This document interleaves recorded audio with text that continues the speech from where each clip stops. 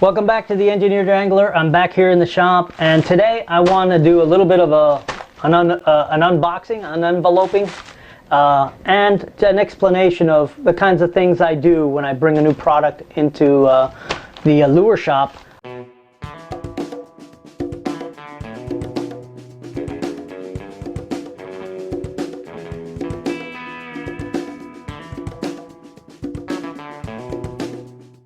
The things I do to make sure it's going to work the way I want it to, and to have the information I need looking forward as I start to use it more readily.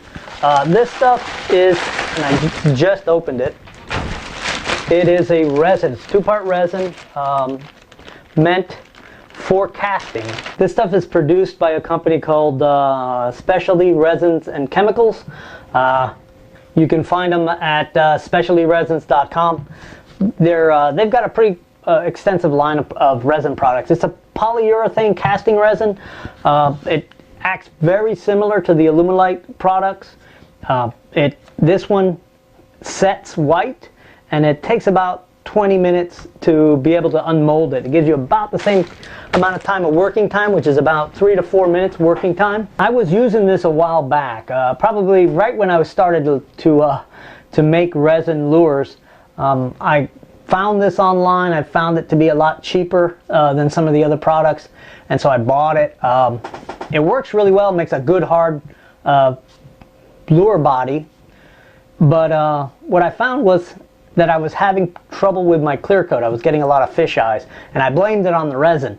I'm not sure if that was the case at the time. I was doing so many experiments with so many different products that right now it's a little bit of a blur.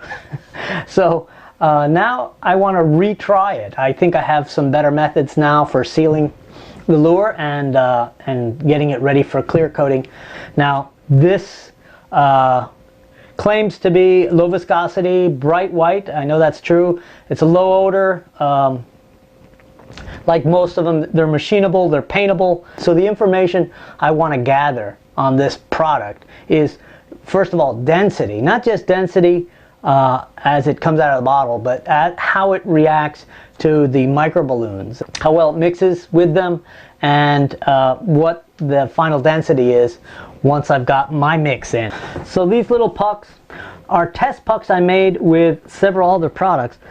This is Alumilite, and so is this one. And what I do is I make these pucks and I mix different formulas. I change up the amount of microballoons I put in it, different percentages, and then I get the density. And the easiest way I've found is to pour the mix straight into a graduated cup.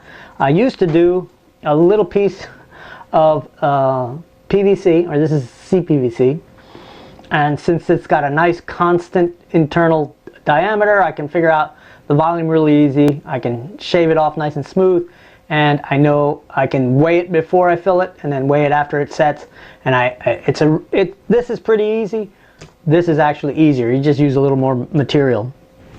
So I like to take a graduated little cup. You can buy these online really inexpensively. You can buy them by the hundreds. So I'll need this cup, a clean stirring stick, some micro balloons, my gram scale.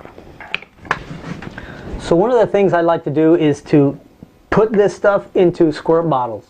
It just makes it a lot easier to dispense, especially if you're going directly into your stirring container. Since I don't have that set up, I'm going to just pour it in, and if it gets a little dicey, I'll use one of these pipettes.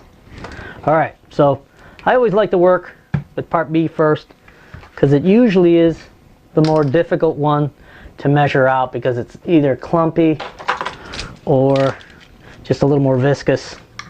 So I like to get that one measured first in case I make a mistake, then I can pour it back. So the first mix will be just the resin, no filler. This way I'll know what the density of the resin is, just pure. 3 grams of each. There it is. That's exactly 3. So I'll return that back in there. I'll tare it again, zero my scale. 3 grams of this stuff in there.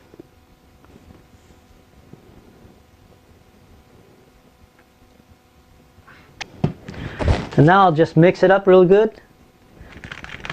This stuff is nice. It gets cloudy, and then once it's well mixed, it'll get really clear again.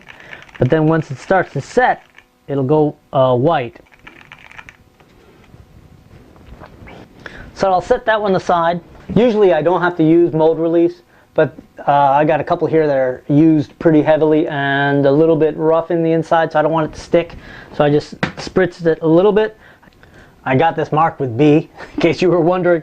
This time I'm going to go 3 grams of each part A and part B, and I'm going to go with 0.6 grams of the micro balloons, and that'll be my 10% mix. Okay, exactly 3.0. Now I'll zero it. I want to put 0.6 grams, which actually is quite a bit of this stuff. That's 0.2, just to give you an idea. There's 0.4 exactly almost. There it is, 0.6. So I'm going to go ahead and blend these. Now this is kind of weird. It looks like it'll never blend, but it does. Now you can take your time at this point because there's no hardener in there. Okay, so now we're ready for part B. All right, 2.99, that's not bad. All right, and now we just blend it really well and set it aside.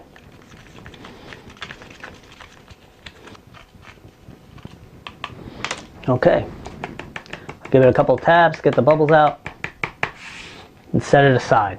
Okay, and then the third one is going to be my 8% mix. You can do as many different formulas as you want. I found the 8 and the 10% works perfect for me.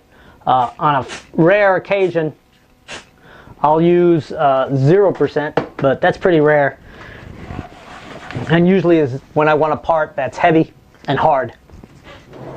Occasionally I'll do 100% resin on an internal or like a mid section of a swim bait. And usually I don't have to worry about the middle section actually making the lure sit upright. It's usually just sitting there going along for the ride. So this time I'm going to be doing an 8% mix. So that means I'm going to continue to use 3 of each part of the polyurethane resin, but I'm going to go to 0.48 of the micro balloons. And that seems a little extreme, but actually it's not very difficult to get that close.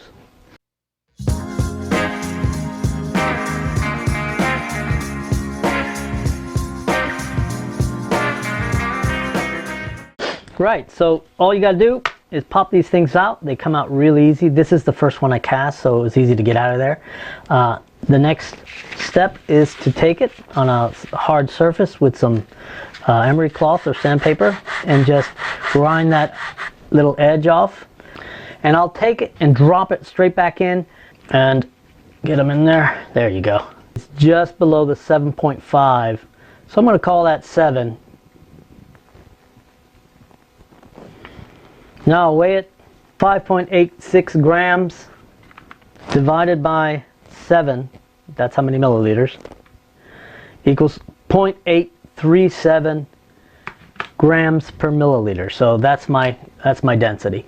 0.8, man, my handwriting stinks. 37. Now we do the same with the rest of them. They should just pop right out. It should just pop right out. There it is.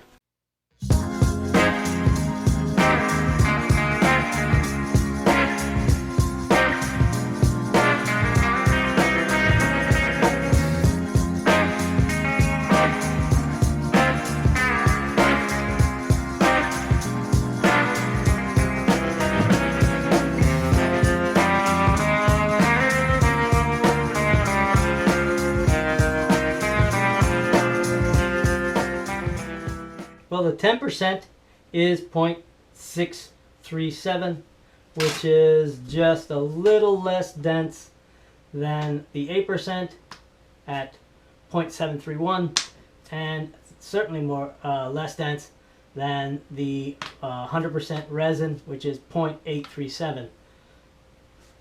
So there you have it. I've got all the data I need to work with this.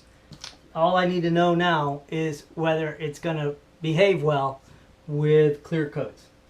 Well, I made a mess, but I hope that this helps out some of you lure makers who are wanting to have a better control of your final product without really knowing what you're putting into your lure. It's difficult to repeat that same lure over and over. A lot of times you'll make a lure, it works perfectly. You make another one and somehow it doesn't work the same way. Controlling your material is really that really strong step forward to getting that repeatability. Alright, so thanks for watching. I'll catch you in the next video. Maybe we'll do some fishing.